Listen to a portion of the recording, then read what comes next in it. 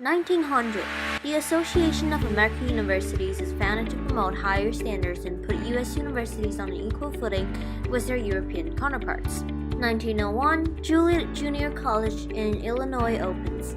It is the first public community college in the U.S. 1905. The Carnegie Foundation of the Advancement of Teaching is founded. It is chartered by an act of Congress in 1906.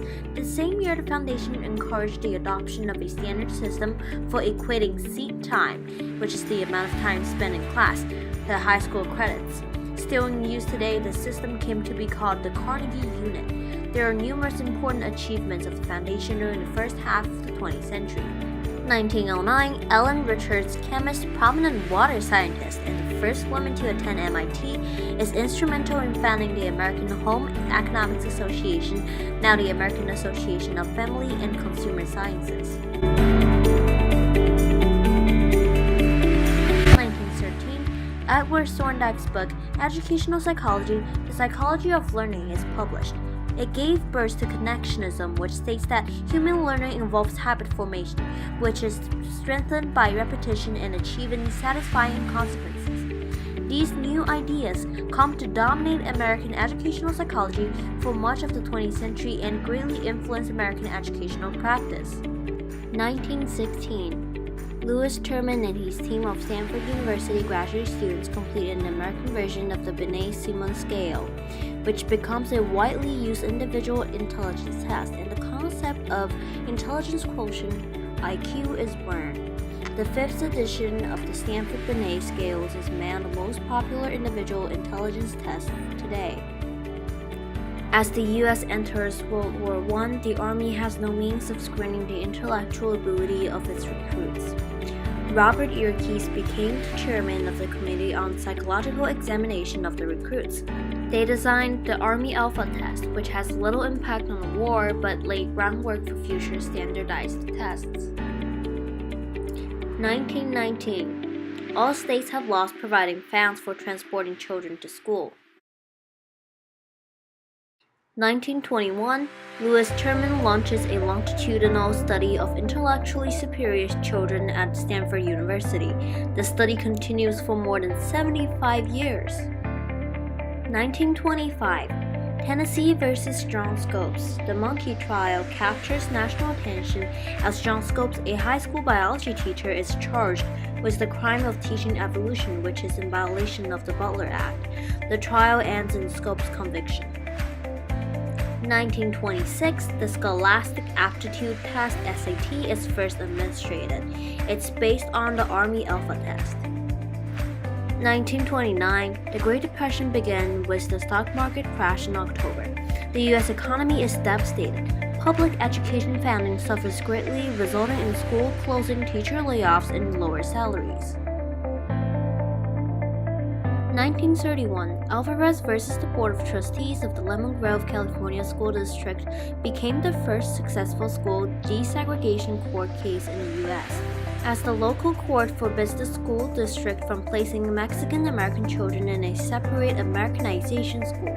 1935, Congress authorizes the Works Progress Administration. Its purpose is to put the unemployed to work on public projects, including the construction of hundreds of schools buildings. 1938. After earlier failed attempts to regulate child labor, the Fair Labor Standards Act is signed into law by President Franklin D. Roosevelt. The act sets a minimum age for non-agricultural jobs and limits the number of hours and types of employments for older children. 1939. The Wechsler Adult Intelligence Test was developed. It introduces the concept deviation IQ, which calculates IQ scores based on how far one score differs from the average score of others of the same age. The tests are still widely used to help identify students needing special education today. 1941. The U.S. enters World War II after the Japanese attack on Pearl Harbor on December 7th. During the next 4 years, much of the country's resources went to war effort. Education is put on the back burner as many young men quit school to enlist. Schools are faced also with personnel problems as teachers and other employees enlist. Schools construction is also put on hold. 1944. The GI Bill of Rights, officially known as the Servicemen Readjustment Act of 1944, is signed by FDR on June 22nd, which offered benefits to the World War II veterans for 7 years. More than 2 million attend colleges or universities, nearly doubling the college population. About 238,000 became teachers. Because the law provides the same opportunity to every veteran, regardless of their background, the long-standing tradition that a college education was only for the wealthy is broken. 1946. At 1 minute after midnight on January the 1st, the first of nearly 78 million baby boomers were born, beginning a generation that results in an unprecedented school population growth and massive social change. The baby later became a teacher. 1946. In the landmark court case of Mendes versus Westminster and the California Board of Education, LA District Court rules segregation unconstitutional, setting an important stage for Brown versus Board of Education. 1954. The U.S. Supreme Court announces its decision in the case of Brown versus Board of Education of Topeka, ruling that separate educational facilities are inherently unequal. It's a historic first step in a long and still unfinished journey toward equality in U.S. education. 1957. Federal troops enforce integration in Little Rock as the Little Rock 9 enroll at Central High School. The Soviet Union launches Sputnik in 1957, the first satellite to orbit the Earth in the middle of the Cold War, so in 1958, science and science education became important concerns in the U.S., resulting in the passage of the National Defense Education Act, which authorizes increased funding for scientific research and education. In 1959, the ACT test is first administered. 1962. In the case of Ingle v. Vitale, the U.S. Supreme Court rules that the state of New York's Reagan prayer violate the First Amendment. The ruling specifies that the state officials may not compose an official state prayer and require that it be recited in public schools of the state at the beginning of each school day. 1963. President John F. Kennedy is assassinated. Schools close as the nation mourns his loss. 1963. In response to the large number of Cuban immigrant children arriving in Miami after the Cuban Revolution, Coral Way Elementary School starts the first bilingual and bicultural public school in the United States. 1969. The number of U.S. military personnel in Vietnam reaches its peak. College enrollments swell as many young men seek student deferments from the draft. Anti-war protests prevail on college campuses, and grade inflation begins as professors realize how low grades may change male students' draft status. 1972, Texas Instruments introduces the first in its line of electronic handheld calculators, the TI-250 DataMath. TI becomes an industry leader known around the world. Same in 1972, the Title IV of the Education Amendments of 1972 becomes law. Though many people associate this law only with girls and women's participation in sports, Title IV prohibits discrimination based on sex in all parts of education. 1973, the Rehabilitation Act becomes law. It guarantees civil rights for people with disabilities in federally funded institutions and requires accommodations in schools, including participation in programs, activities, as well as access to buildings.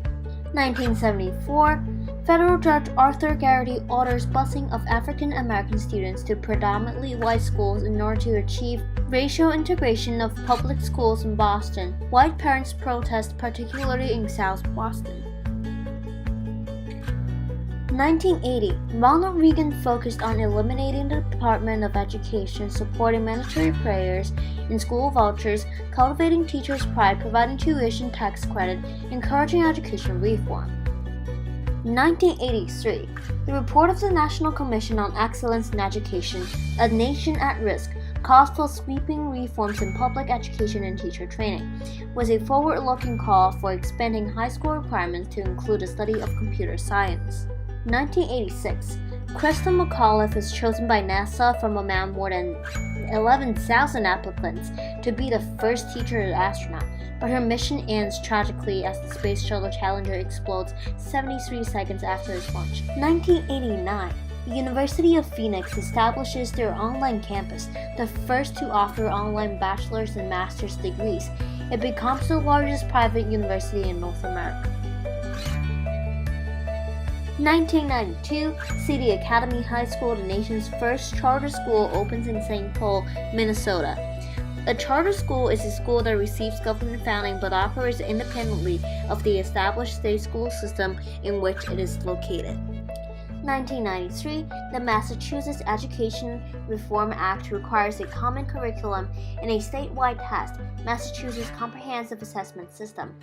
As has always been the case, other states follow Massachusetts' lead and implement similar high-stakes testing programs.